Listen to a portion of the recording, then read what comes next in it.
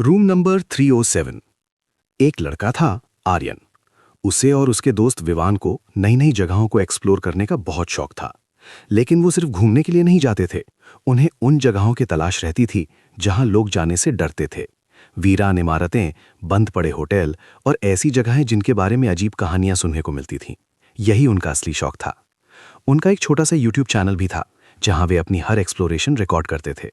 धीरे धीरे उनके व्यूज बढ़ रहे थे, लेकिन वो कुछ ऐसा करना चाहते थे जो सच में लोगों को हिला दे। एक दिन आर्यन के फोन पर एक अनजान नंबर से मैसेज आया। अगर असली डर देखना है तो होटल रविंद्र पैलेस जाओ, रूम नंबर 307। पहले तो दोनों ने इसे मजाक समझा, लेकिन क्यूरियोसिटी ने उन्हें रोकने नहीं दिया। उन्होंने इंटरनेट पर उस होटल के बारे में ढूंढना शुरू किया। जो जानकारी मिली उसने उनके अंदर डर और एक्साइटमेंट दोनों भर दिए। पिछले कई सालों में जो भी उस होटल में रुका था वो कभी वापस नहीं आया, और जिनका आखिरी लोकेशन मिला वो था रूम नंबर 307। शाम के समय हल्की बारिश हो रही थी जब दोनों उस होटल के सामने पहुंचे। होटल बाहर से पूरी तरह जर्जर और वीरान था। टूटी हुई खिड़कियां, जंग लगे दरवाजे और चारों तरफ सन्नाटा। ऐसा लग रहा था जैसे सालों से यहां कोई आया ही नहीं हो। लेकिन जैसे ही उन्होंने अंदर कदम रखा, माहौल अचानक बदल गया। अंदर सब कुछ अजीब तरह से साफ सुथरा था। फर्श चमक रहा था, दीवारों पर धूल तक नहीं थी, जैसे कोई यहाँ हर रोज सफाई करता हो। रिसेप्शन पर एक बूढ़ा आदमी बैठा था। उसकी आंखें गहरी और अजीब थीं, जैसे वो उन्हें पहले से जानता हो। बिना कुछ पूछे उसने चाबी उठाई और धीरे से कहा, रूम नंबर 307, वही तुम्हारे लिए सही है। दोनों ने एक दूसरे की तरफ देखा। उन्होंने तो अभी कुछ कहा भी नहीं था। आर्यन ने हल्की मुस्कान के साथ चाबी ली और बोला, लगता है यही फेमस रूम है। बूढ़ा आदमी मुस्कुराया, लेकिन उसकी मुस्कान में कुछ अजीब था। हाँ, बहुत लोग आते हैं, लेकिन जाते बहुत कम हैं। दोनों सीढ़ियां चढ़कर तीसरी मंजिल पर पहुंचे। लंबा अंधेरा कॉरिडोर था जहां सिर्फ एक टिमटिमाती हुई लाइट जल रही थी। आखिर में एक दरवाजा था, 307। दरवाजा खोलते ही ठंडी हवा का झोंका आया। कमरे में सब कुछ सामान्य दिख रहा था। एक बिस्तर, एक पुराना टीवी, एक शीशा और एक बाथरूम।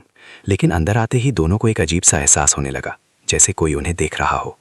आर्यन ने कैमरा ऑन किया और हंसते हुए बोला, आज की रात इंटरेस्टिंग होने वाली है। रात गहराने लगी। घड़ी ने जैसे ही 12 बजाए, कमरे का दरवाजा अपने आप बंद हो गया। तेज आवाज के साथ लॉक भी हो गया। विवान चौंक गया। ये तूने किया? आर्यन ने सिर हिलाया। नहीं। तभी बाथरूम से पानी चलने की आवाज आने लगी, जैसे किसी ने नल खोल दिया हो। दोनों धीरे धीरे बाथरूम की तरफ बढ़े। दरवाजा खोला, अंदर कोई नहीं था, लेकिन नल खुला हुआ था। आर्यन ने जाकर नल बंद किया। जैसे ही वो पीछे मुड़ा, लाइट एकदम से फ्लिकर करने लगी। विवान अचानक रुक गया। उसकी आंखें शीशे पर टिक गई। आर्यन, पीछे देख। शीशे में साफ दिखाई दे रहा था कि उनके पीछे कोई खड़ा है। एक धुंधली आकृति, बिल्कुल शांत, बस उन्हें घूर रही थी। दोनों ने एक साथ पीछे मुड़कर देखा। वहां कोई नहीं था। अब दोनों की सांसें तेज हो चुकी थी। अचानक टीवी अपने आप चालू हो गया। स्क्रीन पर शोर था। फिर धीरे धीरे एक वीडियो चलने लगा। उसमें दो लड़के उसी कमरे में बैठे थे। उनके हाथ में भी कैमरा था। वो घबराए हुए थे, बार बार दरवाजे की तरफ देख रहे थे।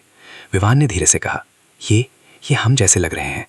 वीडियो में उन लड़कों ने कैमरे की तरफ देखते हुए चिल्लाना शुरू किया, यहाँ से निकल जाओ, ये जगह तुम्हें नहीं छोड़ेगी। स्क्रीन अचानक ग्लिच हुई। वीडियो रुक रुक कर चलने लगा।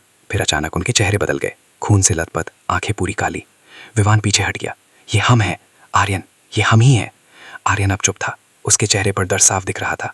तभी पीछे से एक धीमी आवाज आई, हाँ, ये तुम ही हो, लेकिन कल के। दोनों धीरे धीरे पीछे मुड़े। उनके सामने वही दो लड़के खड़े थे जिनको उन्होंने अभी टीवी में देखा था। उनके चेहरे पर खून था और आंखें पूरी काली थी। विवान के हाथ कांपने लगे। ये क्या है? अचानक आर्यन के दिमाग में अजीब अजीब तस्वीरें चमकने लगी, जैसे यादें वापस आ रही हों। वही कमरा, वही रात, वही डर। और फिर उसे सब याद आ गया। हम पहले भी यहाँ आ चुके हैं। उसकी आवाज़ कांप रही थी। और हम यहीं मारे गए थे। कमरे की हवा अचानक और ठंडी हो गई। सच धीरे धीरे साफ हो रहा था। ये होटल एक जाल था, एक ऐसा जाल जिसमें जो भी फंसता था वो उसी रात में कैद हो जाता था। बार बार वही सब कुछ होता, वही डर, वही मौत, और फिर वो खुद उस डर का हिस्सा बन जाता। रिसेप्शन पर बैठा बूढ़ा आदमी कोई इंसान नहीं था, वो इस जगह का रक्षक था। हर नए आने वाले को वही कमरा देता और उन्हें इस अंतहीन चक्र में धकेल देता। अचानक दरवाजे पर तेज आवाज हुई, जैसे किसी ने बाहर से खटखटाया हो। आर्यन ने धीरे धीरे दरवाजे की तरफ देखा। विवान ने उसका हाथ पकड़ लिया, मत खोल। लेकिन दरवाजा अपने आप खुल गया। बाहर वही बूढ़ा आदमी खड़ा था। वो मुस्कुरा रहा था। समय हो गया है, उसने धीरे से कहा।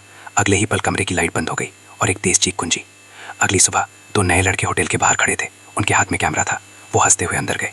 रिसेप्शन पर वही बूढ़ा आदमी बैठा था। उसने उन्हें देखा और मुस्कुराया। रूम नंबर 307 तुम्हारे लिए परफेक्ट है।